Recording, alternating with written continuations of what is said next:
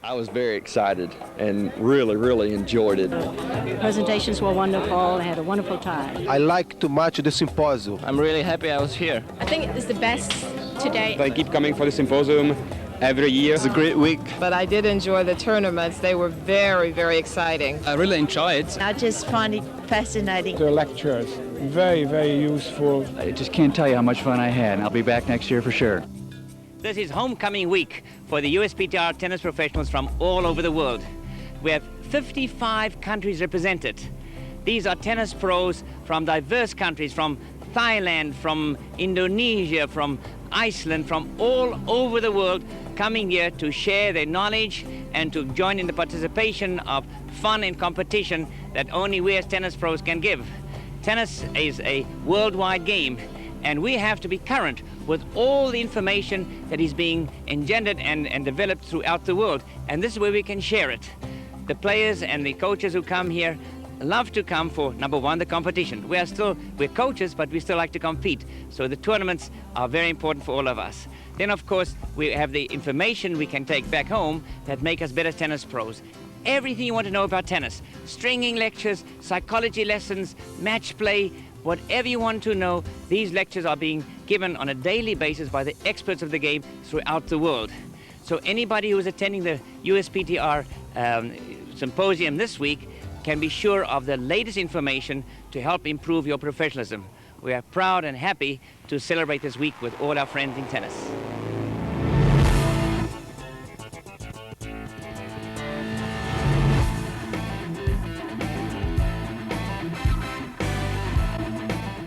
Welcome to the USPTR's annual International Tennis Symposium and $25,000 championships.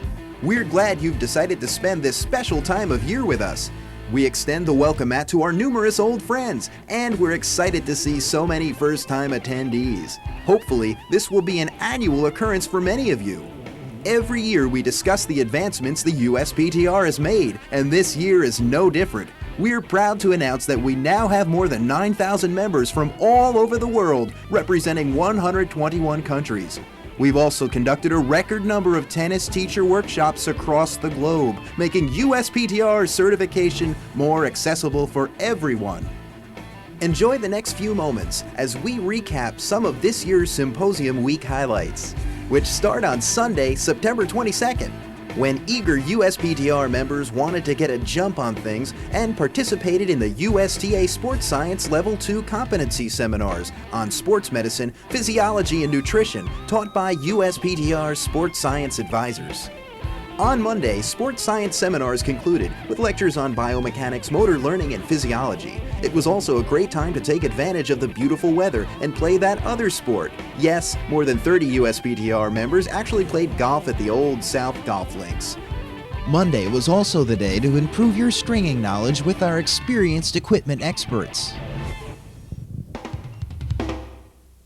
Helmy's Superstore also opened, offering great discounts on the latest Reebok footwear and apparel, USPTR logo items, educational books and videos, and tennis teaching aids. And of course, sign-in was a continuing part of Monday. Tuesday morning welcomed tournament participants with bright sunshine as the best of the USPTR began to battle it out for $25,000 in prize money. Another way to improve your cash flow was to attend business management courses and other lectures to give you the mental edge in the game of tennis. And if you got knocked out of the tournament in the first round of USPTR Week, don't worry, the USPTR makes sure you have something to do. Pre-symposium lectures in both English and Spanish were offered on Tuesday for those who wanted to jump on learning. And on Tuesday night, Gamma Sports welcomed everyone to USPTR Week 96 with a knock-'em-down beach bash at the Tiki Hut. Soccer, volleyball, music, food, and friends made this a great start to the week. The Gamma Beach Party also served as a birthday celebration for USPTR wildman Dr. Louis Kapp. And that brings us to Wednesday morning, 7 a.m. A fun run on the beach started Wednesday with a bang. Championship matches continued again under ideal conditions. More pre-symposium lectures were offered on Wednesday on a variety of topics, emphasizing the USPTR's commitment to educating its members and raising the level of tennis teaching worldwide. Tennis widows had a chance to get on the court and improve their swing at the Spouse Guest Clinic and Round Robin. A variety of other activities took place throughout the rest of the day, but Wednesday night belonged to Head Sports as they said welcome, and they took USPTR members to a south of the border themed party. The beautiful beach pavilion at the Crown Plaza Resort, one of Hilton Head's finest, served as the backdrop for this wonderful evening of fun, food, and friends.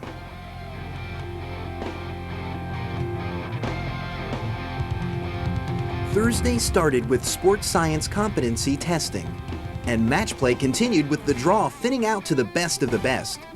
As noon approached, the suspense mounted, and at 12 o'clock, the much-awaited Parade of Nations flag ceremony took place on the stadium court of the Vandermeer Shipyard Racquet Club. Hilton Head's own mayor welcomed Dennis Vandermeer and his international guests. But perhaps the official start of the ceremony belonged to Heike, who, after years of training, pulled off the find the cookie trick.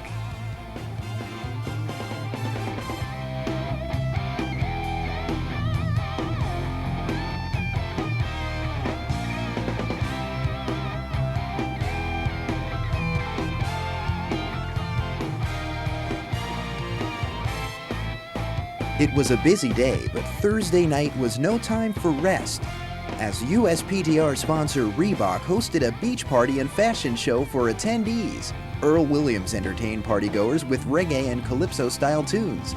Take the night off from partying? Not a chance. Friday was a busy day. Once again, PTR members could begin their day with a beach walk or run.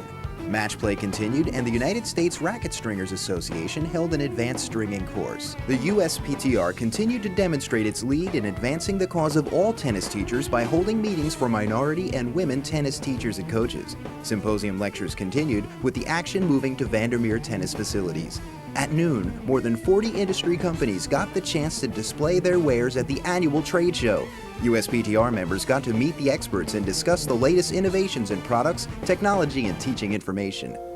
On Friday night, it was time to recognize and honor the hard-working and dedicated members of the USPTR. But the weekend was far from over, with Saturday's matches, trade show, fitness carnival, lectures, and Team Tennis International games. Sunday brought tournament finals, lectures, and an adios ceremony. This fabulous event obviously couldn't have taken place without the support of all our sponsors. I want to thank each one individually for the great contribution they've made towards success of the USPTR.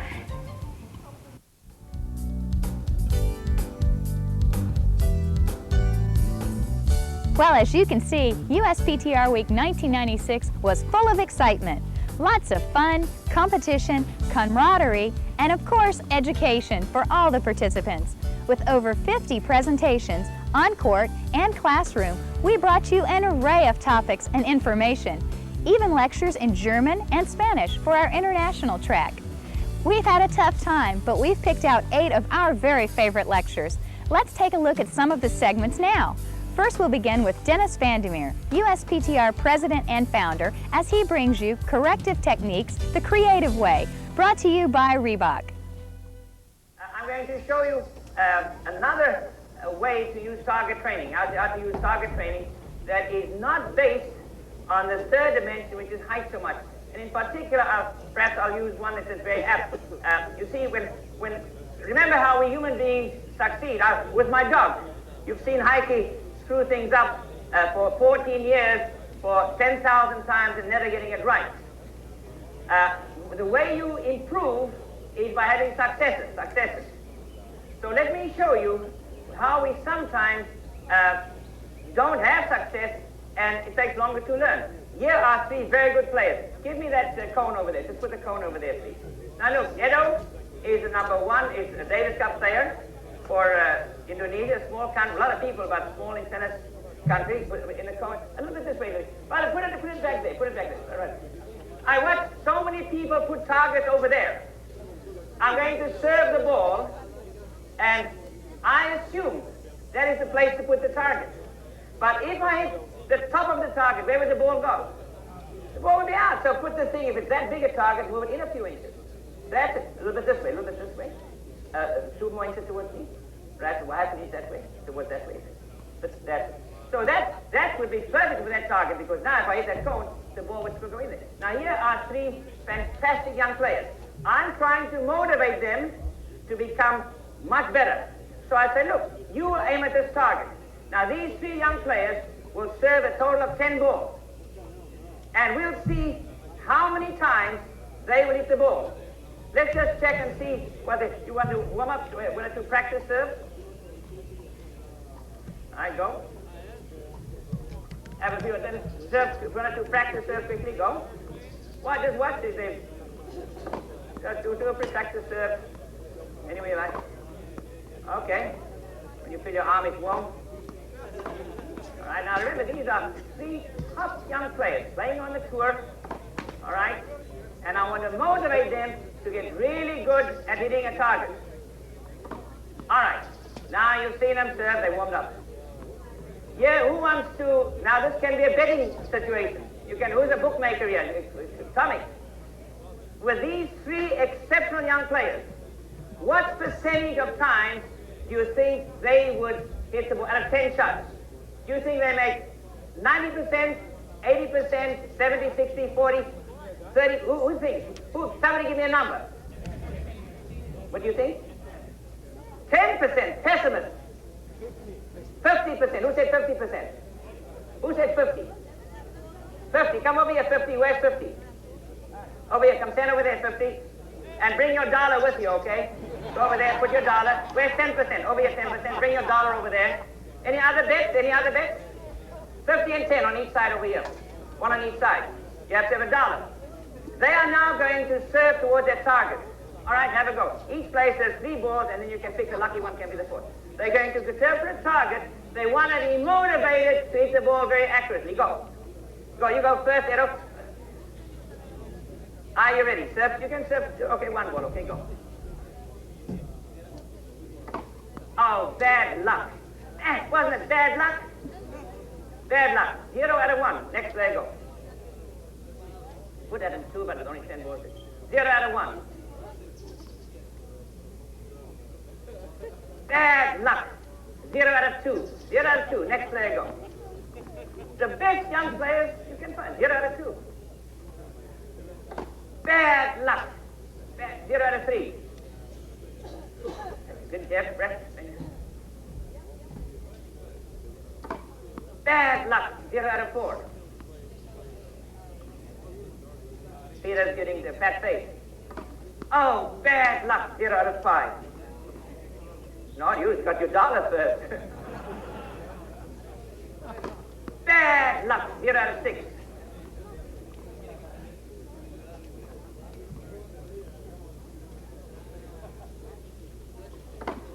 Bad luck. 0 out of 7.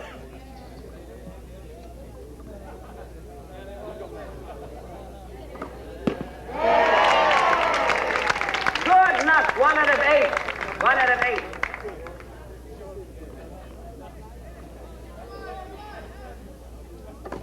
Bad luck, 1 out of 9.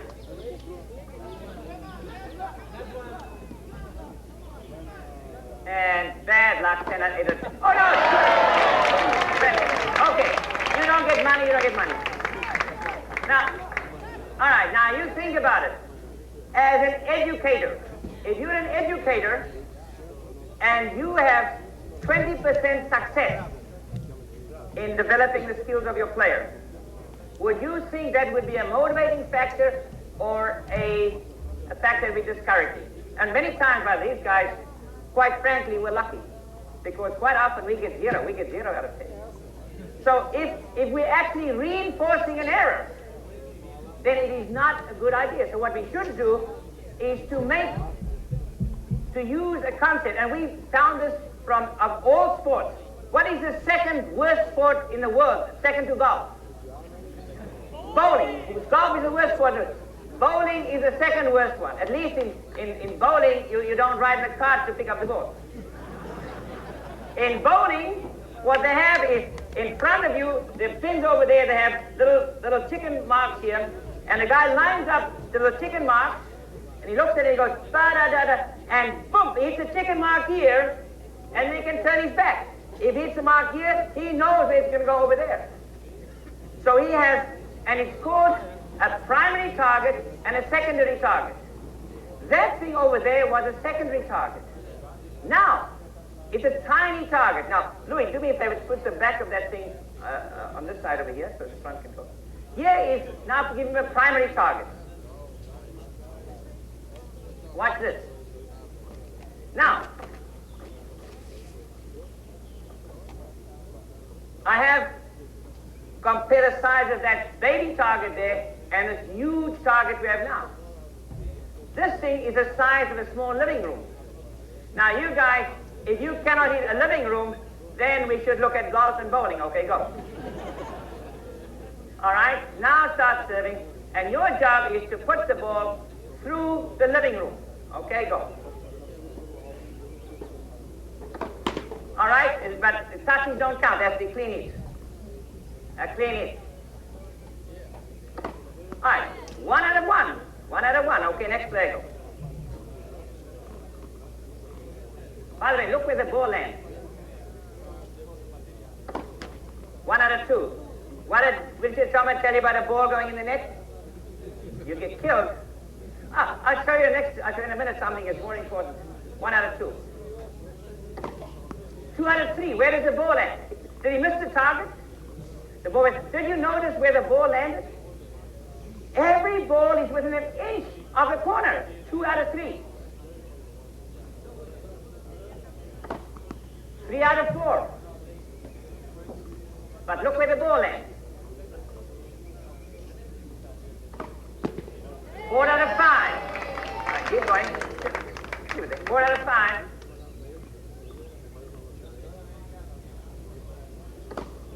5 out of 6. Watch where the ball lands. 5 out of 6.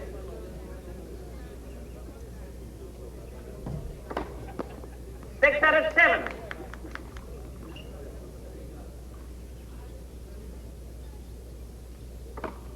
7 out of 8.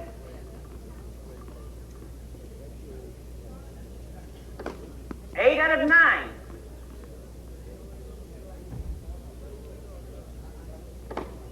9 out of 10. Mr. Smith, do it one more time because I don't think he missed the target. It looked very wide to me. 8 out of 10. We'll give you one more try. And touches don't count. Touches don't count. All right, here we go. All right, 8 or 9 out of 10. Big hand for the boys, please. All right. So let me tell you why I like to use this. I like to use this because some people respond very well to this kind of target. For me, it's a very good way to do it. I practice like this, and then when I take the target away, I just visualize in my mind, I see this white circle there, and I can serve with as precision toward the target. Some people don't respond to it. My wife, she says, no, I like it on the other side of the court. But so different people see things differently. Find out which players like to see a target in front and can learn from that. Next up, let's see Carol Watson. Carol was a former touring professional, ranking as high as 200 in singles and doubles during her career. In 1993, she began her career as a USTA national coach. Brought to you by the USTA Player Development Program, let's listen to Carol Watson with Winning Patterns of Play. A little introduction about them. On my right is Janet Bergman, and on my left is Joyce Bergman. They both are twins. They're sisters, if you can believe it. They're twins, and they're 16 years old, and they both are ranked very high on the national ranking. Last year, Janet Bergman was ranked 20 in the girls 16s, and Joyce was ranked 35. And this year, even though the rankings have not come out yet, they're both going to be ranked considerably higher. They've been doing very well this year. And they both train here at the Meer Tennis Center, and they both were brought up through tennis by their mother, Joan Bergman, who's their coach and still influential and is still their coach. And it's kind of nice to see sometimes a mother get involved and get into tennis and actually coach her kids. So she has done a very good job with her kids. They are also part of our USTA Training Assistance Program. So I've had numerous times where they came down to Key Biscayne and worked out with me and the rest of the national coaching staff in training camps. And actually this year, because of a lot of Janet's results, she was selected as one of our kids to go to Europe this summer and play a numerous international events, 16-under events in Europe, and she did quite well. And then she came back to the clay courts and did extremely well at the clay court. Actually, Janet, what did you do at the clay court? Top 6? Top 16. So she did very well and felt very comfortable on the clay after coming back from Europe. So, you know, let's give them a round of applause because this is not going to be very easy. They've never done this before, and I appreciate them taking the time to do my demo today. Okay, well, I'm actually going to have them hit a few serves, and while they're hitting a few serves, I'm going to talk about the first pattern I'm going to show you, and that's the serve wide pattern. It's the serve and volley patterns that I'm going to be doing this morning. I'm also going to be doing return patterns, and if we have a little time, I'm also going to show some ground stroke patterns. And like I mentioned earlier, you want to base these patterns around your weapon, around your strength. And I selected these patterns because of the two types of girls and the games that they actually have. And Janet is a little bit of an all-court player. She does serve and volley. She also plays the baseline very well. She likes to attack, so she does a little bit of everything very well. So she will be showing the serve and volley pattern. And Joy, her sister, is a very strong baseline player. She's very aggressive off the return. She's probably one of the many girls that actually can break serve a lot of time because of her return of serve is very good. So to get us started, we're going to start the first pattern, which is serve and volley, and she's going to serve wide. Janet's looking to serve wide, come in, and hit a volley to the open court. Excellent, excellent, great job. Okay, yeah, you can clap. That's not easy, especially for a girl, let me tell you. I don't mean to be impartial, but I'd like to add something to this. I have worked with girl players a lot, and I'm not trying to pick on girls, but they have a fear of coming into the net and serving and volleying. And I don't mean to pick on girls. I am a woman, I'm a girl, I grew up just like them, and they have a fear of coming in sometimes and serving and volleying. We have to make them practice this. And a lot of them have very good volleys and very good serves, but they don't know how to make the transition up. Janet is working on this. She knows how to move in, split step, and play the first volley, and I'm going to have her do it again. And if you notice, this type of serve she uses is a slice. Excellent. Okay, go again.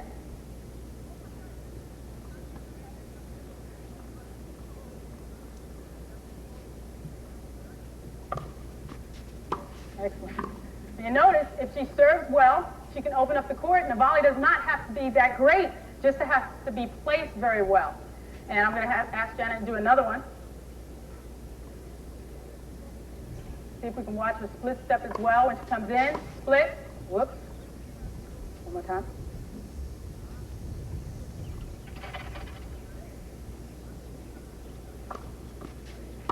What? Well done. Okay. Might want to try one more, Jan. Now, I might say right then, if I'm coaching her on this pattern, that she's got to be a little bit more explosive to the volley. She kind of was a little tentative there. She needs to really close in, especially if it's high and it's floating. Okay? There you go. Excellent, excellent. Now, I'd like you to do the same pattern, but on the ad side. The difference here is that your player has to know how to change up her serve. Her serve needs to she needs to not use a slice here. She needs to use more of a kick serve. And this is the way she pulls her opponent off the court. She's going to get a little bit more racket head speed. She's going to kick up on the ball, try and pull her opponent wide on the backhand side. Good. Come in, close. Excellent, excellent. Well done. Try one more time.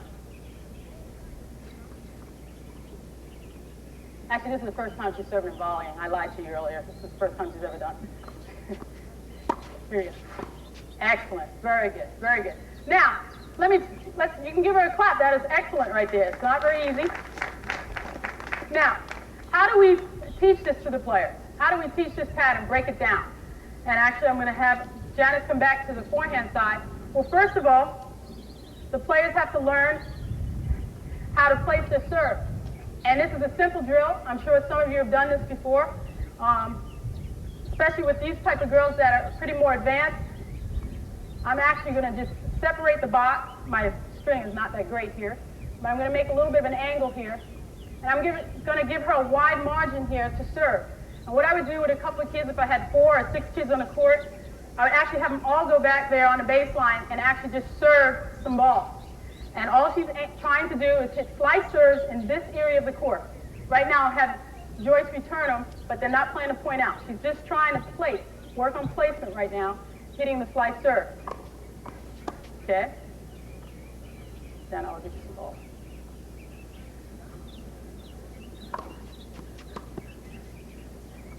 Okay, when we're coaching, we want to try and make sure they're using their legs, they're moving forward. Good.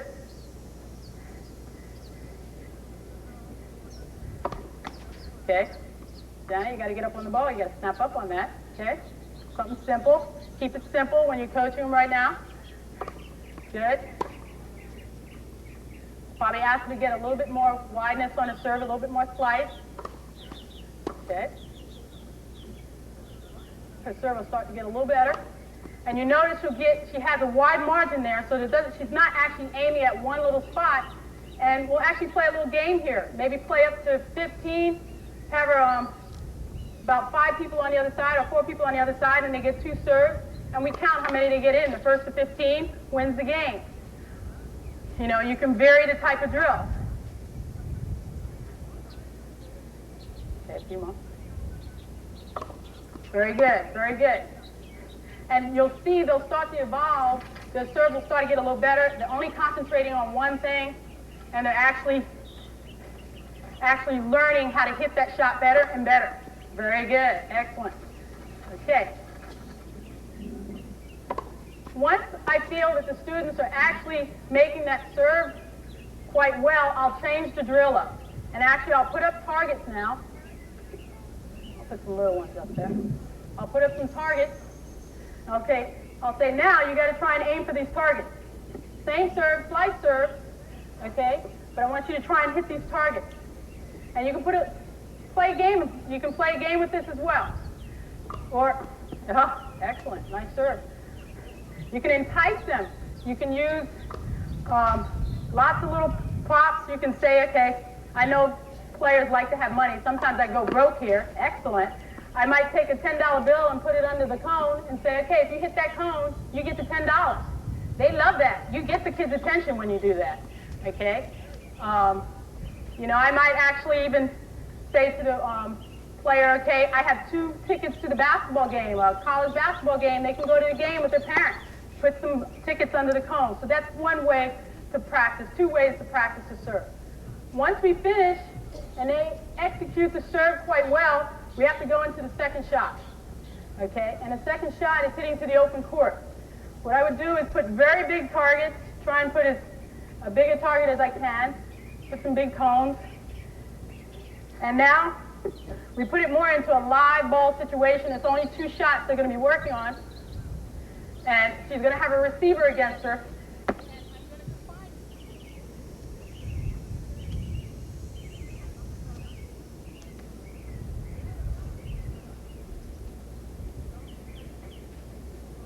This has never happened to me before. Oh, is it back on? Okay. Actually, we're going to break it down a little bit so that she can practice the first volley, get used to hitting maybe a backhand volley, and then get used to hitting a forehand volley. I'm going to have the receiver just hit a return down the line. So all Janet has to worry about now is coming in, split-stepping, and looking to take maybe a ball more on the down-the-line side and hitting it to either one of those cones, okay? Deep or an angle. Come in, down line. Excellent, excellent. So now she knows she has 2 shots. She's only working on 2 shots here. So she has to focus on a good serve that gets her in quickly, and then hitting the volley to either one of those cones. Okay, come in. Excellent. Go again, Janet. And the thing that happens here is that she's actually going to do a lot of repetitions here so that when she's playing a match and this evolves, she knows exactly what she's going to do with that second ball. There's no question in her mind. The more she practices it, the more continuous and the more easy it will come to her. Now let's move it indoors with Dr. Jim Loehr, USPTR International Master Professional. As you know, Jim's the president and CEO of the LGE Sports Science down in Orlando, Florida. Recently, Jim was also honored with the Stanley Plagenhoff Medal for his contributions to sports science off the court. Now let's take a look at mental toughness for the tennis professional, brought to you by Prince. Mental toughness is not just important for your athletes, it's important for you and me. And let's see if we have, what we have learned about that in the context of our own lives. Emotions run the show. They run the show in your life, they run the show in my life. They're running the show right now for you and for me. The emotional state I have right now in front of you is driving my physiology. The emotional state, as you sit there in that chair, if I am connecting with you emotionally, you hear every single thing I say. If you are somewhere else emotionally, if I can't get on your emotional wavelength, you are gone. You hear something, it goes away. If you're angry, if you're upset, if you're 1,000 miles, if you just lost a match and your thoughts and emotions are elsewhere, you get nothing out of this. The most important dimension with you as a coach is to connect emotionally to the people that you're working with. And that is a profoundly important skill. You take a look at your day. It's interesting. Your ability to manage stress, your ability to manage energy, and your ability to manage emotions are almost all the same. They are so interconnected you can't separate them. You show me how much energy you have right now, and I'll tell you what kind of emotional state you're in. You show me, it's not really, you want to talk about customer service in your pro shops? With all the stuff you're doing with your customers? It's not what you do for your customers that really drives the show. It's what you do and how it makes them feel emotionally that drives the show. It's not what products you have, and it's not necessarily the fact you have the best products or you're the smartest or anything else. It's what do you do? How do you connect your customers to those products emotionally that's going to drive the sale? The stock market isn't what happens in the world, but it's how people respond emotionally to what happens. Nick Faldo will tell you in golf, it's not what happens on a golf course, it's how you respond to what happens on a golf course that's your destiny, for sure. And it's the same in tennis.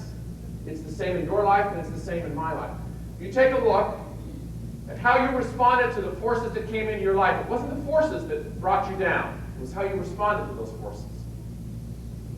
We'll lay out your character, we'll lay out your history, we'll explain the whole enchilada based on how you emotionally responded to the things that have happened in your lifetime. And the right response frees your potential and leads to increased capacity for handling tough times in the future. That's really what sport is teaching young people. That's what we're in the business of doing. Because most of the people we work with are not going to become superstars. That's the greatest gift we can give, because this is a life skill that it is more important than nearly anything else we can see. Because if you can't handle this arena, if you can't handle stress, if you can't handle the pressure, and that is our stage in the future. Our destinies of nations, destinies of our families, of our own lives are connected to this ability. So you're teaching it. You're either teaching it, directly or indirectly, and successfully or unsuccessfully. Arnold Toynbee is a great historian, made this comment. He said, all of history can be explained in two words: challenge and response. And what he was saying is, it's not what happens, it's how you respond to what happens. That's what you're teaching. When you make a bad shot, what's happening to you? When you missed a sitter, what happens to you? When you've got a bad draw, what happens to you? When you've got a sore foot, you got a headache, what happens to you? You show me the tough ones, and I'll show you a very unique response capacity.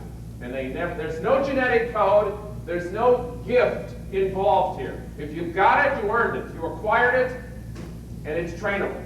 It's infinitely trainable.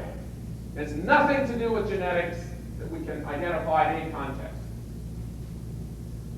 What is the most intelligent emotional response we can give to pressure? In most contexts, particularly in the context of sport, in tennis, and even in a much broader context of life, it's something that I came to refer to as an ideal performance state. I started this project in 1975.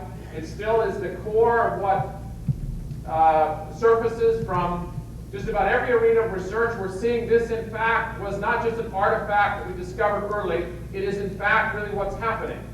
That there is a very unique response to pressure. It's the new kid on the evolutionary block.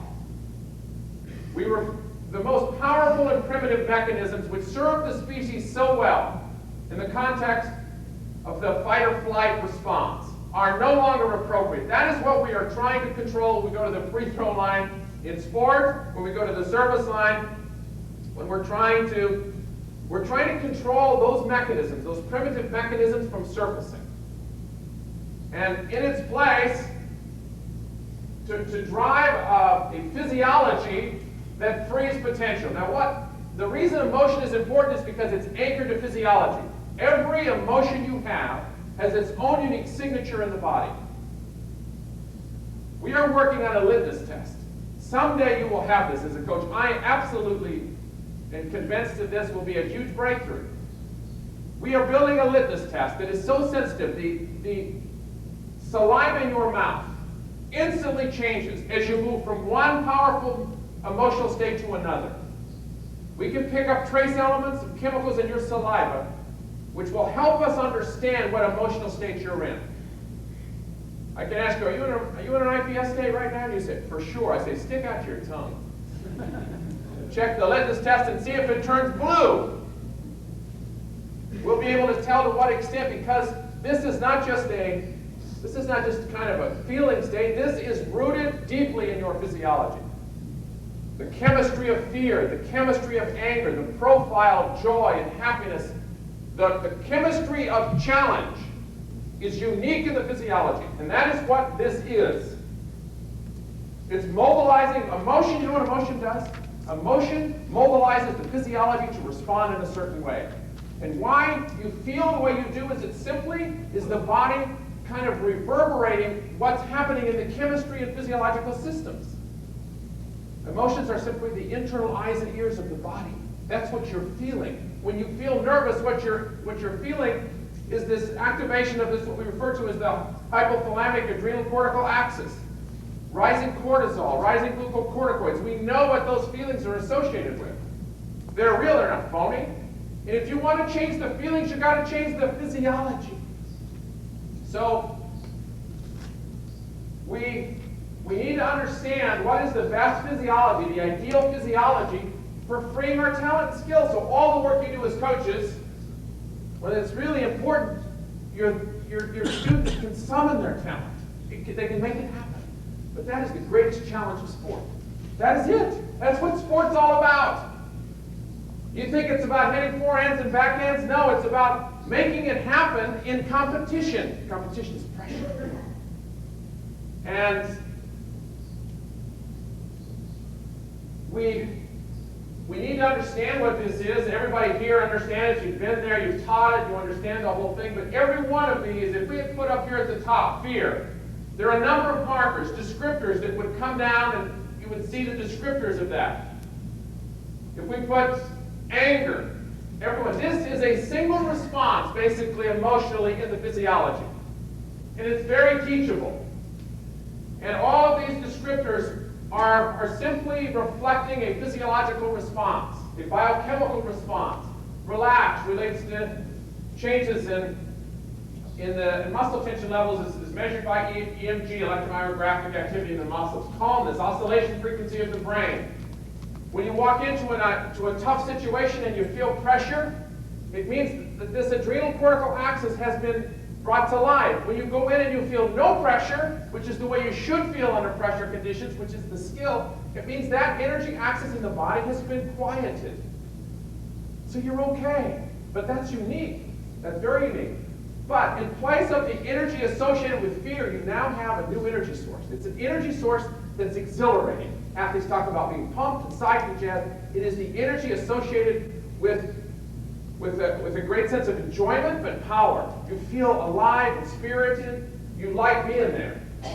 You see someone like a Muster, or you see a Connors, or you see anyone who is excelling in any competitive arena, you see it's obvious in terms of it's a very different kind of energy experience. And even the signature of fun, we've learned that every one of these emotions is very, very precise, very complex, more sophisticated than any launch that Mission Control at Houston has ever done. And in order to summon all of this complex physiology, I mean, it takes some real work. Now let's take a look at Dennis Ralston.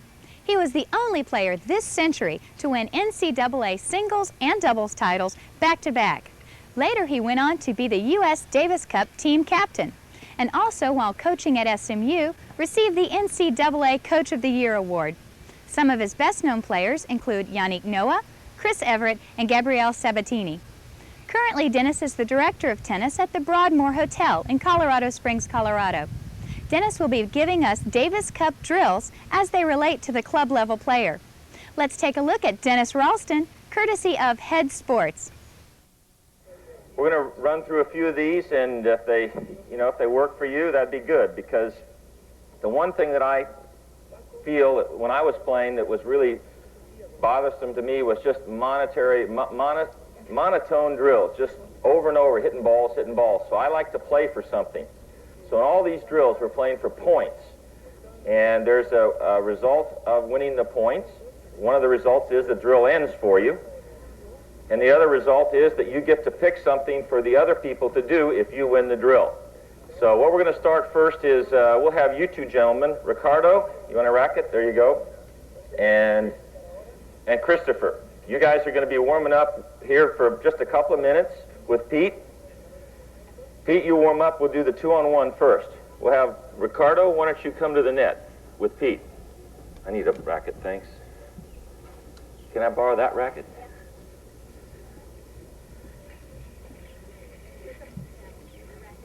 Okay.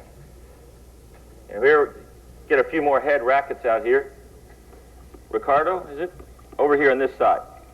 Christopher, you're at the baseline. You have to do all the work now. But we're going to warm you up kind of easy as we start this. And it just kind of lets you loosen up. We don't want you to... You just hit the both of them. Now, you've all seen this standard 2-on-1 drill that the Australians made famous in the 50s, and we kind of copied it. But what we've done a little bit differently is that we make it so that you have to earn points to get off that side on the one. Now, Christopher, you tell me when you're ready. You're ready? All right. This is the deal. You have to score 3 points to get out from over there. Okay? The way you score a point is you take a short ball and come in, put it away, take the net away from these guys, hit 7 in a row without a miss, or make just a fantastic shot that I give you the point for. So you don't get a point for errors. And the object for these guys at the net is to make you move, to make you just say that you can't get to 3. This is one of Chris Everett's drills that we used a lot that she really liked. And when we get through, I'll tell you how many points she went for. All right, you ready to go? All right, here we go. That's not a very good start. It's a little better.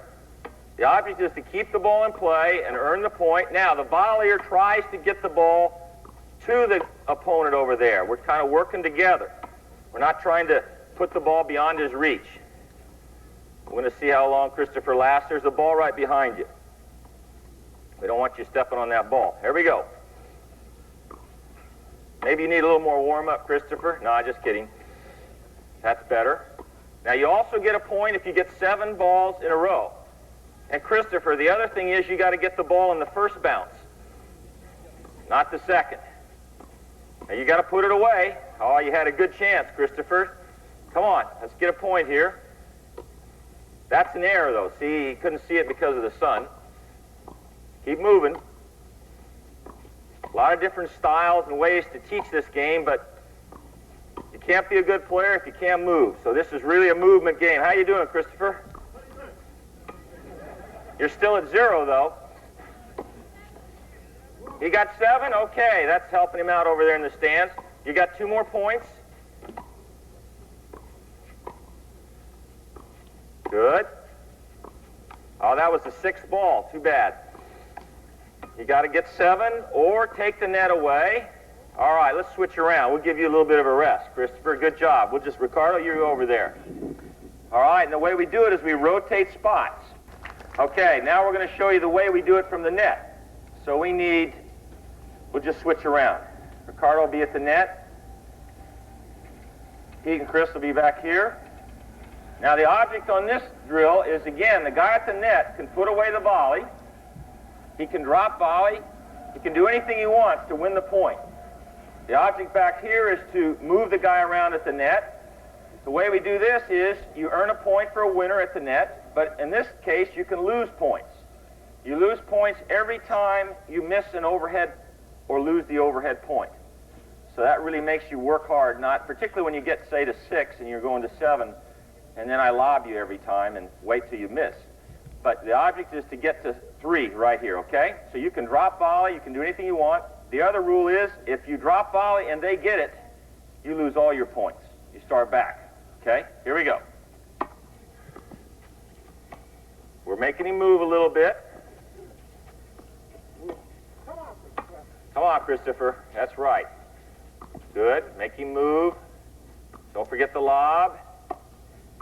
Good. Oh, that's a good shot. That'd be 1. Now, if you lose this point, you're back to 0. That was an error. That's another error. Come on. Good lob. Oh, that's 2. Easy. That's 2. You got to get to 3. That could be 3. You better win this point, though. Oh, back to 1, I guess. See, keep the feet moving. Good volley. This should be 2. Better put it away. We're starting over. You're back to 0. All right, there, I'll give you an easy one. You're at 1. Christopher, what are you saying? Get that racket back a little quicker, maybe. All right, this could be 2. Yeah, good bounce. You got 2. We only need 1 more. There it is. Oh, you didn't put it away. Back to 1, maybe. Come on, keep moving. Good. This is it. This is match point. Now, that was out, actually, but we'll give it to you. You got to play the singles. That's all right. You didn't know the rules. All right. You switch around. Christopher up there. Well, Pete, you know how to do this, so we'll have Christopher do it. This works well with a group. The object is this. You're going to load up with as many tennis balls as you have that you can hold, and we're going to do what we call a rapid-fire drill for Pete. And we're going to fire these balls one at a time, obviously. We're not all going to hit them at the same time. But he's going to try to get to these shots, and you can lob, you can do anything you want. I'll demonstrate it first, and then you'll get the idea, and then it'll be your turn to get over there. All right, so come on, load up with some balls. Now, some of you, you're all teachers, obviously, and you know the feeding is really kind of a fun part of the game. And but when I do this with my groups, the people that are not professionals, we see some weird feeds, I'll tell you. Balls go flying everywhere. But the object is to get this ball somewhere close to where Pete can reach for it, and what we call rapid fire, make it happen quickly. All right, here we go. So the object that Cliff Ritchie told me about this drill was that he would move for every ball. He may not get them all. There may be some balls that go by him, but he's going to get them. He's at least going to be moving for them. You got to be in pretty good shape for this drill, as you can tell. Now, I gave Pete a little warm-up there. Now, I'd say out, and then it'd be your turn to feed, okay? All right, we're ready to go, so somebody be right here. Now, when you're doing this, tell your person at the net, no overheads down the middle, because that's where we are. So, yeah, we want to get out of the way. So be alert back here. I'll hit mine. I'll say out. You're up. Okay, here we go. And you can change the pace. Don't forget to throw the lob up. And out. Your turn. Good.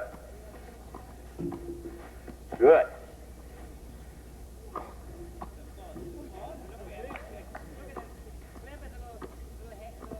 Nice little hand feed there. We got to go fast, though. Don't give them too much time. We'll give them a little more time than that. Good. Go. And when you're finished, you yell out. How about a little steam on this next one? There you go. Good. Good get, Pete. Okay, and I'll finish him off. Always be the one to finish him off. All right. This is the drill that the guys on the Davis Cup team when I was coaching hated the most. But it's one of the best drills that I think we have. Thank you. All right, we're going to have Marcelo and Pete demonstrate it first. Okay? Now, Marcelo, you're going to be over there. You're on that side. Now, this is what we call a passing drill, but it's also a volley drill as well. Now, Marcelo, the object is you're going to have to pass Pete 3. You did this enough this morning, but you have to do it again. You have to pass him twice cleanly, either cross court or down the line. Now, you're going to decide which way you want to pass first. Which do you like to pass cross court? Doesn't matter. You do well on both sides. Okay. Let's say you have to go down the line. Okay? Now, Marcelo's going to hit everything down the line. What Pete's job is going to be is to volley cross court and not try to hit winners, to work on giving Marcelo a chance to get to that volley and make the passing shot on the run. All right? Here we go. So you're going down the line, Marcelo. And the feeder has a lot of control in this because, as you notice, you'll watch Pete move, and if he misses the volley, I'm ready to make the feed. Good shot. There you go. Good. Here you go. If he can't get it, that's the good shot. Ready? Nice. You got him now. Oh, he missed it. Bad luck. Okay, here we go. Now the guy at the net's got a is that good? Pete called it out. That's good. There's one. He's got to get one more, clean one. Pete went the wrong way. Sometimes you forget which way you're hitting up here. Good. He's got him now. Good get, Pete. Down the line, you screwed him up again, Pete. Here we go. You got him. He's tired. You got him now. Yes. All right. Well done. We normally do that for like 4 or 5 balls. And now we'll switch around. You get your turn to make Pete. Now let's head south of the border and have a listen to Marcelo Meer. Marcelo is a former junior Brazilian and South American champion who played on the professional circuit. For the past 20 years, Marcelo has run Meer Tennis, one of the most highly rated academies in all of Brazil. Currently there, he is training the #1 Brazilian male and female. Marcelo is going to give us his techniques for training on the clay court, from beginner to advanced player. Here's Marcelo Meer, courtesy of Meer Tennis. During the period from 1991 to 1994, I had the opportunity, I was coaching a South American player. He's a specialist on clay. With that, I had the opportunity to travel during this period with the most specialist clay court players that we have in the world.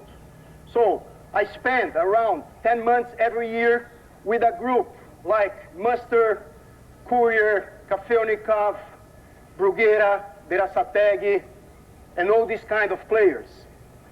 And something that I was really impressed was that in this group, we had a lot of Spanish players.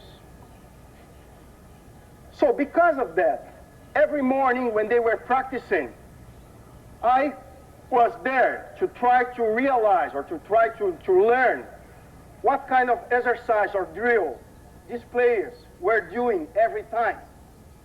So something very basic, I realized that they have done many times, almost every time when they were practicing, and something that probably we don't do so much when we are teaching our students.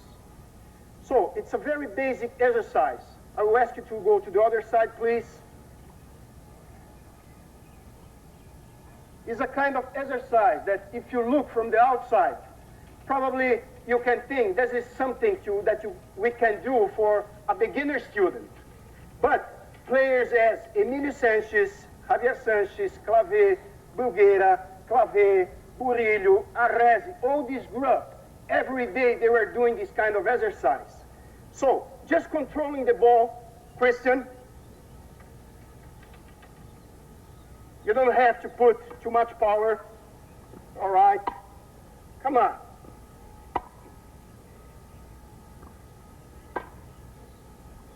Okay, very basic, very basic. Okay, now come. Okay, go to the back. That's it. The ball cannot bounce when he's running back. Sorry. Okay, come. Okay, go to the back. Go to the back. Sorry. Okay, come. Come, come. All right, to the back. To the front. That's it, to the back. That's it. You cannot volley. The ball has to bounce all the time. Shorter, come on. Okay, to the back. All right, so most of the time when I've seen people doing drills, I realized that they are moving most of the time to the sides. And what happens really, specifically on clay, when we are playing is that many times during the game, we have some kind of shots that we should be hitting over here. And on this kind of surface, many times we cannot go to the net. Because depending on our shot, we have to get the feeling if we can go or not to the net. So that's why this exercise is something very important. Because if you see these guys playing on clay, they are always here and maybe going to the back. And again here and moving to the back. So it's a specific exercise for this kind of court. Another point that I've seen in this kind of group. Let's take a look in the past years on the best tennis players on the court, on clay court. We can say in the last years, Andrés Gomes, Bruguera, Steffi Graf, Muster, of course, Kafelnikov right now, Berasategui. So what I realized with this group, something very specific. That means all of them, they have one thing in common. Who wants to tell me what these kind of people they have in common when they are playing? An answer, please. Slide. Also, that's not only the specific point that this kind of group they have in common. That's also. But if you think about the technical part, all of these guys, which are specialists on clay, they have a big weapon, which is the forehand. The last champs on clay, all of them, we can realize that they have a big forehand. So thinking about that, if we are trying to develop or to practice with players which are planning to play on this kind of court, we have to really insist to develop a weapon on them, which will be a big forehand. Mr. Schönborn from Germany, he can be a big testimony. Steffi Graf, for example. Most of the time when she's playing on clay, you will see her playing on this area of the court, using all the time her forehand. If you see Muster, for example, a left-hander, he's most of the time on this area of the court. So, thinking on these two cases, why we can say that's better to have a big forehand instead to have a big backhand on clay. Something very specific. It's easier when I get a ball into my body, it's easier to escape to this side and use my shot, to go to this side to use my shot. I cannot do it. I can do it. That's why it's more important to develop a big forehand with these players.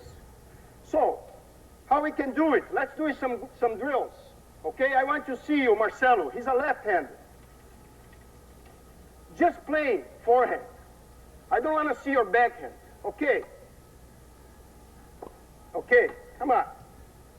Come on, I want to see him playing his forehand in every area of the court, specifically this one. That's it. Come on. All right, come on. Okay, come on again. That's the point. That's it, again. All right, go, go. Yes, come on. Okay, come on. All right. So, it's something so basic. Everybody can do it. And it would be a good drill from a new student, a beginner student, and a professional as well, as they do every time. So, another good drill to develop a forehand is the following. Please, Christian, to my side.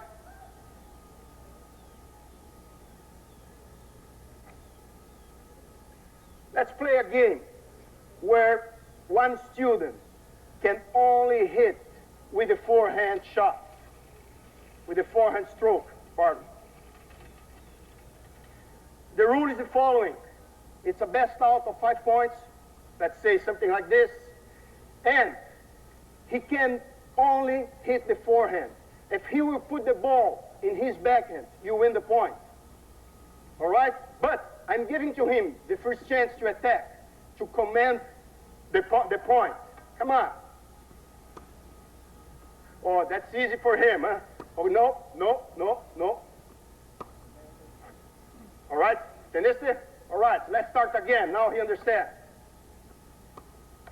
Okay, 1-0 there. Come on, man, attack. Oh, he'll put in your backhand. All right.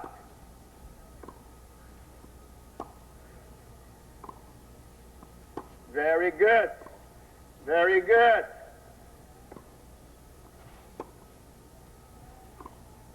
That's it. That's what I want to see. Very good. Good moving. That's fine. One love over there. At the same time, what he's trying to do, he's practicing his cross-court with angle.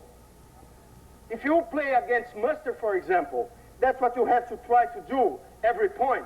And it's very difficult to find his backhand every time because he is very, very quick. Now let's take a look at the next generation of tennis stars with Mickey Ebert. Mickey opened his creative world of tennis in Vienna, Austria in 1992. His programs have been so successful that he's begun construction of a new tennis facility, the Vienna International Tennis Academy, which will open later this year. Mickey has very successful and unique training and teaching methods for juniors. I'm sure you'll find them inspirational and motivational. Let's take a look now at the creative methods for teaching munchkins with Mickey Ebert. Balance is another very, very important area in tennis because you need a lot of balance doing the powerful strokes, playing a very good serve and volley, taking low volleys, and whatever it is, balance is important for your recovery. So it depends on, you know, when you hit a ball and by the balance you have after your stroke, this will determine whether you're in good position probably for the next shot or not. So these are some exercises that can be done with all levels. You can break it down, make it easy until 4 years, 3 years, whatever. So they start what we call this exercise. By the way, it is very important that you go and give your exercise funny names. Okay, we just call this walk the river. Or then we'll show you an exercise which we call the ninja exercise. The kids are crazy, ninja, oh yeah. I mean, okay, this is what we call walk the river. So make sure the way they walk on these little stones or whatever it is, that they got their heel up and keep the balance. Now to make it a little more difficult, and we just want to show you again the progress, how the exercises get more difficult. We all know that how important the position of your head is in playing the strokes. So we teach balance by putting them, you know, these little things on their head, and then, oops, and then keeping the balance. Okay, if this is still too easy, you gotta find a level. Thank you. This is for you guys. So So whatever it is, you've got to find a level where the child you're working with can start. And believe me, there is one. So I'm sure that a 3 or 4 year old girl can do it. It depends probably when you take a 3 or 4 year old, how far they are apart, or if you probably cannot do this one with a 4 year old. But maybe you find other things like we do right now, make it a little more difficult. Okay, well, we take little hurdles and they gotta go over this. Okay, start, kids.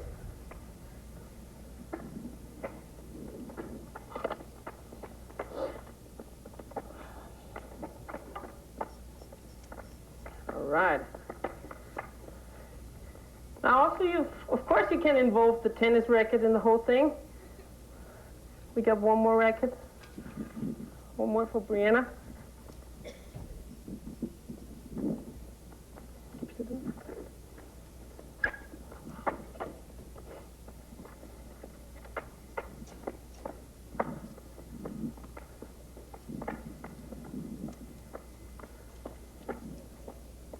Yeah. Okay, or you say, let's make it a little more difficult.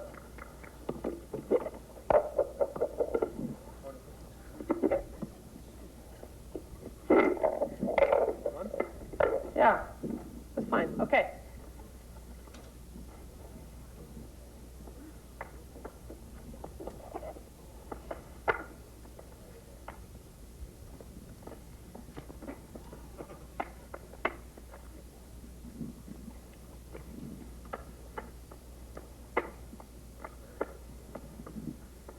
So you see, you find somewhere a limit. I say, okay, this is what they can do without a problem. This is it where they start having little problems. And this is then the area you're going to work on. Oh.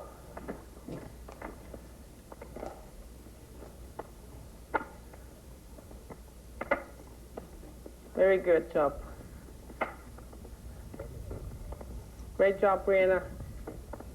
You don't have to chase him. No problem. Just finish with that. Good. Yeah. Okay, then the key is to get from the simple to the more difficult and more difficult and more difficult. You can only develop all these skills, balance, reaction, by making the exercises constantly more and more difficult. And this is the big challenge. This is the big challenge for the kid. Because the kid remembers, I couldn't do it last time, I couldn't do it last week, but today I got it.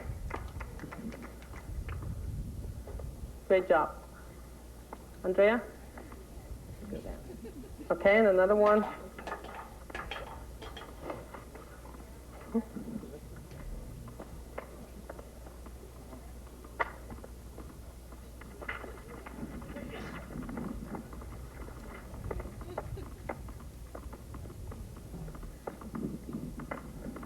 All right.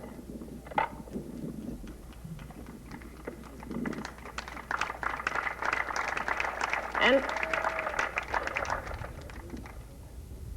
you know, it really gets, somehow it gets really artistic with the kids. But this is what they like. I mean, when we were here and practicing yesterday, they had so much more fun doing all this stuff than just, you know, playing the strokes they're used to play in the tournaments, in the practice and ever. So believe me, it is much more important to spend 30 minutes on this than on your strokes. Because don't forget, when we get the kids by the age of 3 or 4 or 5 years old, they're going to be maybe in tennis for the next 15 or 20 years.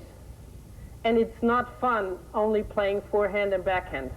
I mean, I wouldn't think that this kid is really, you know, really normal or whatever. If he says, okay, there's nothing else I want to do, just want to hit forehand and backhand and service and volley. She comes with 5 years and says, no, not running, not playing, no, just forehand and backhand. She will not like it. And the problem is, we forget that this is our job, working with the kids and not losing them, showing them that this is the best thing they can get, and this is our chance to be competitive with the other sports. Every kid wants to try something different. This is just, understanding a child. Okay, now today it is interesting tennis. I had a 10 lesson, fine. Now basketball. Oh, I want to try. So after tennis, now rollerblading is fine. But we have to give them all in the tennis lesson. But this requires a very educational process for the parents as well. Because what are the parents used to see? 6 kids on the court or 4 kids on the court, a tennis pro, having a bucket of ball and then forehand, back and forehand, back and forehand, back up in line. And then the house is fine. And when the kid comes out and says, oh my God, my kid was tired today. Why, he must be a good instructor. But all he was doing is just, chasing the kid around the court, but not really practicing any of the skills they need. So another exercise, or another series of exercises we're doing, working on balance, is, for example, like they show right now, passing the ball around from chest to chest, keeping, Wiedersehen. That was German, by the way.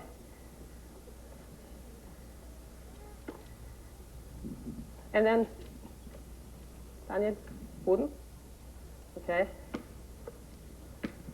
And then invite you all to come down after this and try it. It looks very simple, but believe me, you will have your surprise.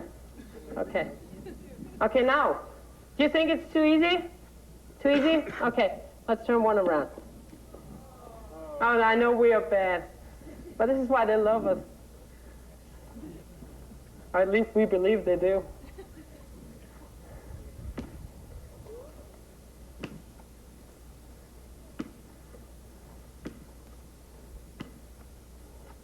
But I think it's still too easy. Auf Wiedersehen. Now,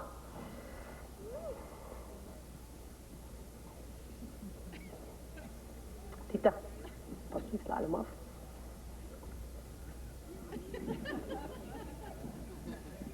But just, what you can do is just watch their faces.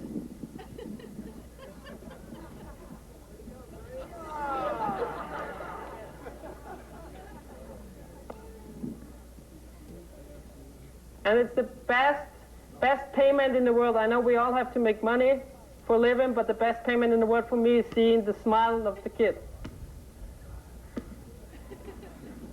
Okay, 2 more goes.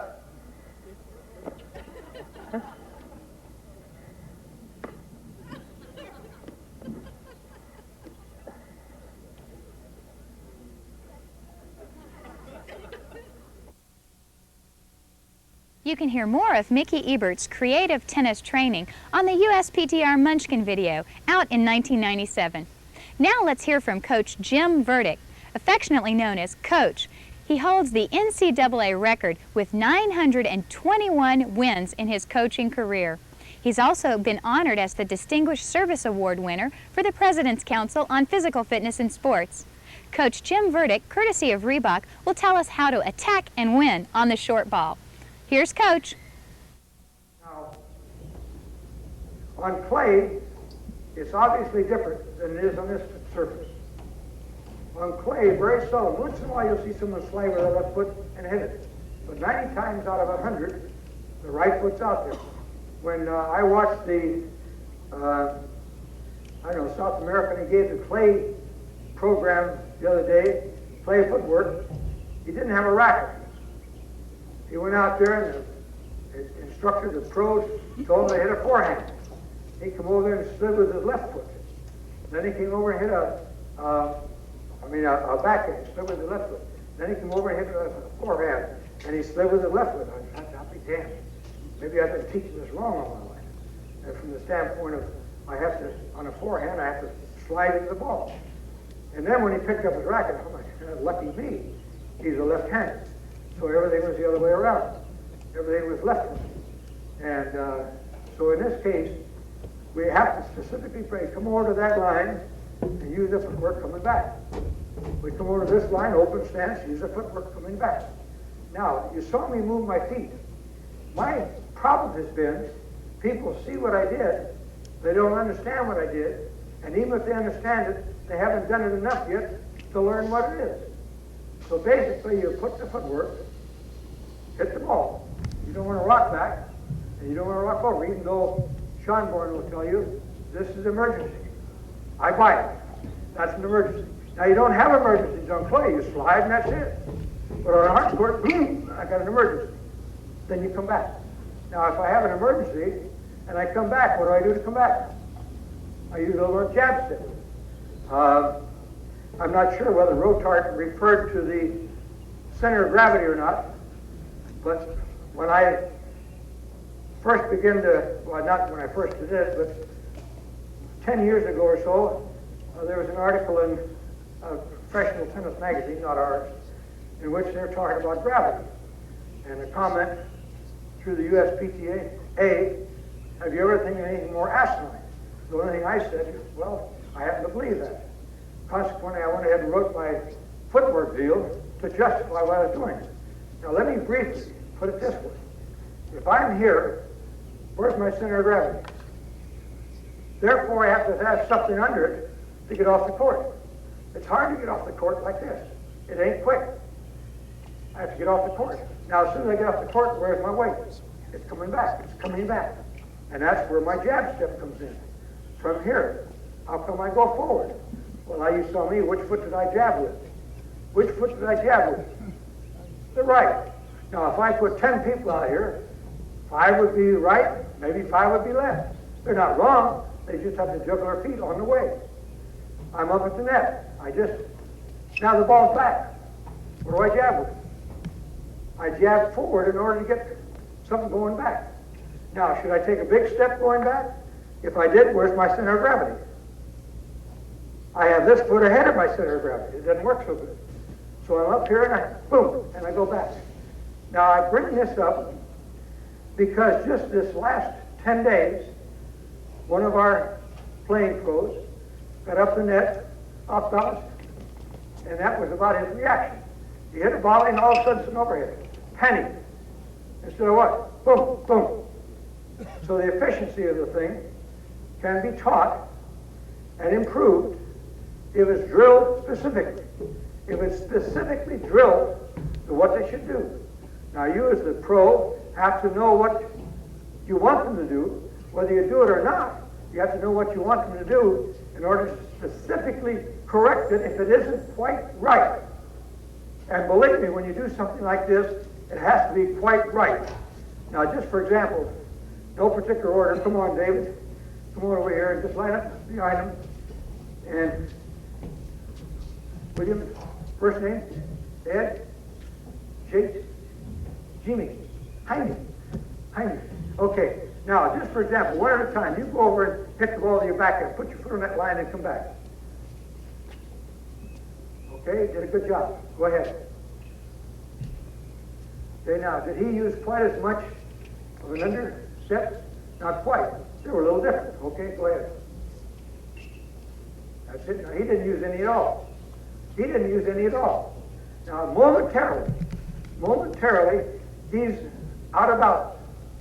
Just momentarily, he's out of balance. Therefore, he didn't have anything underneath him to get the feet coming back. Go ahead, Pete. Okay, now, where did he go? Did you see where he went? He went all the way across. Now, is that quite as efficient? Now, my point is this. If I'm here, now at the count of 1, 2, my foot's here. Now, if I did this, there's no way I can get back as far as 1, 2. 1, 2. You see what I'm talking about? Now, this is exactly, now why, for example, would Jeek have a little trouble going wide for a ball to win across? Because it's too far to come back. Now, we're only talking about a few inches. How many times have you seen a player play a ball and he only missed it by a few inches? Now, he could have Vandermeer's emergency off the end of the racket to stick it out there, but it's not quite there. Go ahead. Okay, did he step across? Just a little. Now again, I'm not telling either of these players that stepping across is going to ruin their game.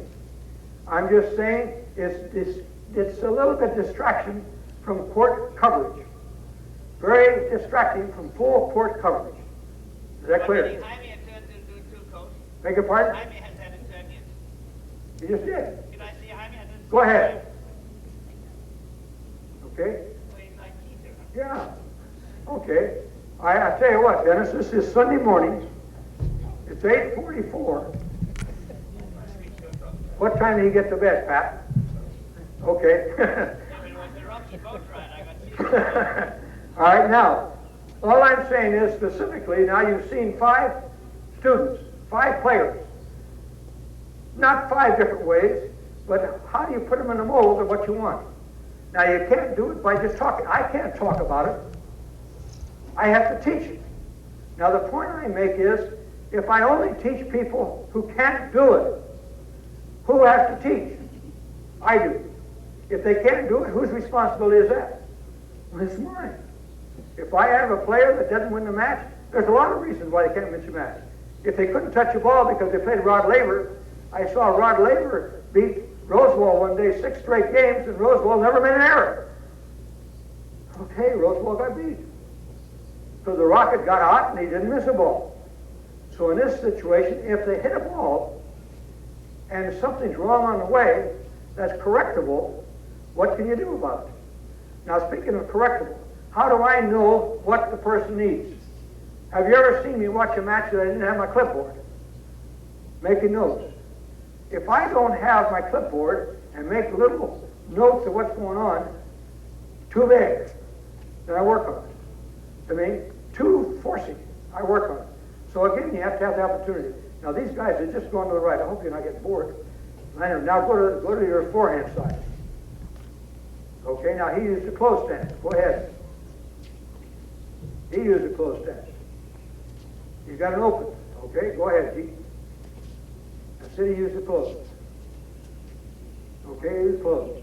How do you play on play? Pretend that's a play shot. That's good. Now I knew you could do it. Now, the difference is between the closed stance. Now, let me show you. This is very important. I have no argument against the closed stance.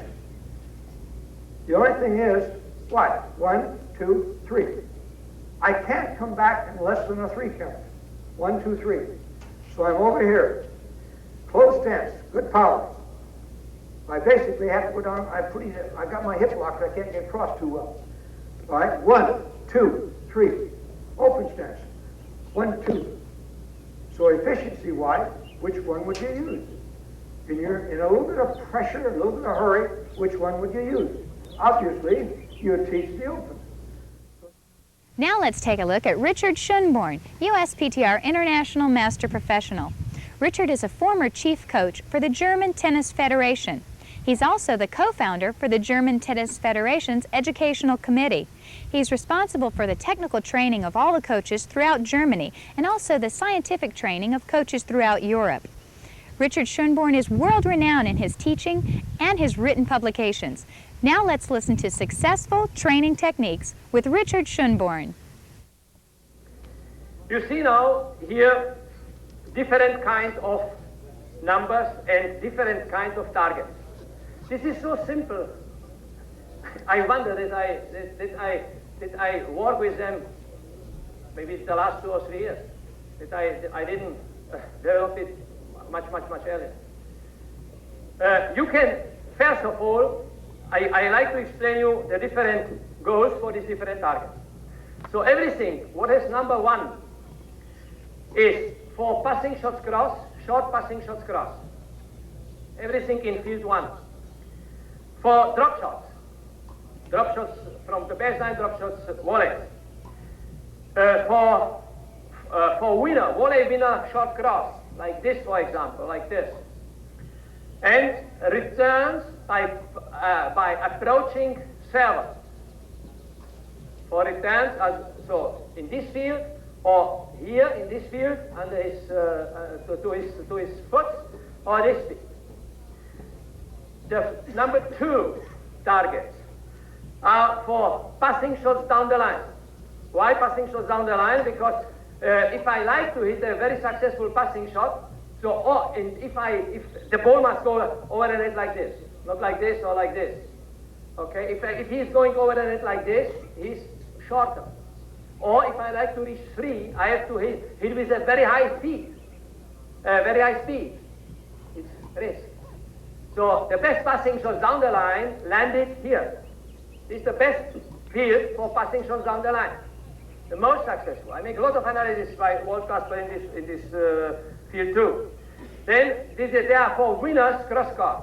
If I play winners from here, for example, and I like to play winner cross court, which Steffi Graf can do, for example, or Monica Seles and so on. So this is this field. All overhead ball smashes. If we are close to the net, from this position is the field number 2. Volley winner, longer volley winner. If I play volley winner from this position, for example, not close to the net, so for this is the field 2. And for angle game from the baseline. The number 3 field is for return of second serve. Are for approach shots down the line from both sides. They are for winners, long winners, cross court or down the line. For long volleys, for all strokes which we are not optimal boss over the situation. For lobs over net players and for smashes from the midcourt, from here. So from here in 3. Number 4, which is on the baseline. This is for rallying. If we start a rally, for example, many times for rallying, if we prepare, for example, some approach or something like that. And for returns of first serve, if the opponent stay behind the baseline. If he's not attacking to the net. Now, number 5. I call this number 5 is the red zone. Why red zone? First, red light on the streets. We have to stop. We have to stop our movement. And secondly, because I don't like so much communism, I hate it a little bit. So this red too. But it's the joke. This field is taboo. In this field, never should go both in this fight, because this is the weakest point in the game. And then we have 6, 7, which I maybe if I have time show you later on the 4, 7. Now, how you can manage this? First, you must not put everything in.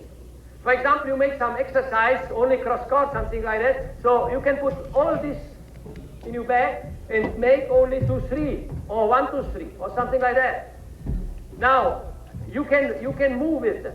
If you have very good juniors, very good players, you make the red zone bigger, and automatically this zone smaller. It's very simple. If you have poor 12 years old, 13 years old, which are not so good, so you make the red zone smaller. Now you have this field bigger. Now we can move this one. We can say, for example, okay, I make, because they are not so good, I make the number 3 bigger. I train now with Becker or with anybody else, so I make the number 3 smaller. Okay, so you can move it how you like. The system, the principle is the same. I use this system now over 2 years. More than 2 years, 2.5 or 3 years. And I use it with our students. It's nice that he's here, because the students use it too. And you can ask them how successful they are using it. Because I teach them all those things. So you can see how successful they are. So now please some players. And I like to show you some exercise. In the book which I mentioned, which I published, are only in this field around, I don't know exactly, 50 exercises, different exercises. Now you can make so many, you can make hundreds of combinations. It's unbelievable what you can make with this field. So, guys, yeah. Please, to there. Hello? Hello? Hello? Hello. Go there. First, what we have to do is please play baseline strokes. Okay? Nothing else, 1 and 1, and then change after 5, 6 strokes. No, in the middle, one-way break. Okay. Now play some baseline strokes, okay? Let's go.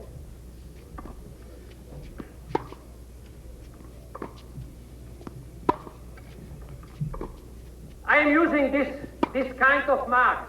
You know, we can buy it in Germany in sport articles. It's unbelievable good because it's no danger. You can if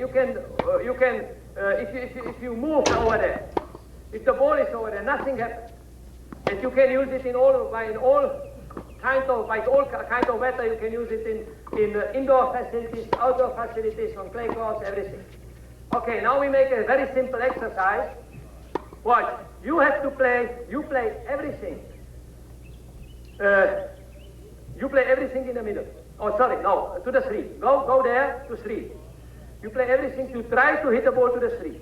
And you play 1 time, 3, 4, 3. Okay, and back from here. 4, 3, and so on and so on. Try it. The simplest exercise for precision.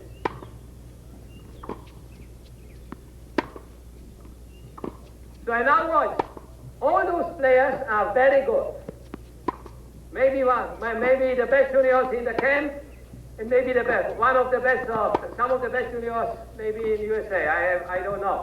But I watch them by training. They play very good.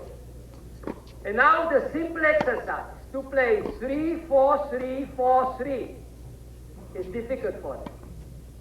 He's playing a fantastic forehand. Very good forehand. It's no problem, technical.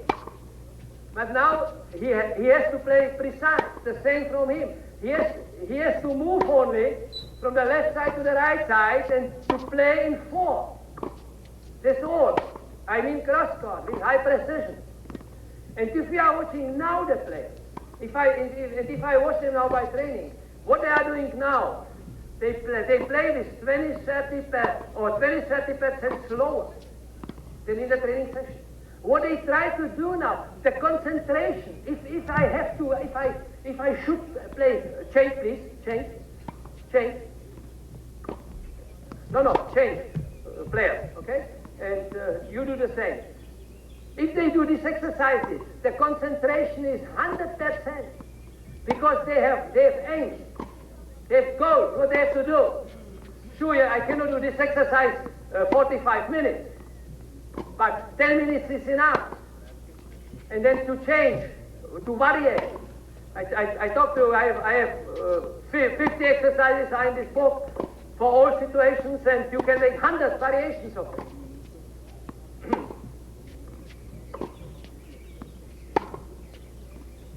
And this is what I'm talking about, reading of cards. He must be able to hit the ball long. He must be able to hit the ball along cross court. He must be able to hit the ball in the middle. He must be able to hit the ball down the line. If he likes to succeed in big tennis, without him it's impossible. Well, I hope you've enjoyed your tour of the USPTR International Tennis Symposium. But better yet, I hope you can join us next time as we bring together top tennis educators, $25,000 competition, and lots of fun and camaraderie for everyone. Join us at USPTR Week. Contact us at the USPTR offices to find out more about the USPTR Week or USPTR membership. Thanks for joining us.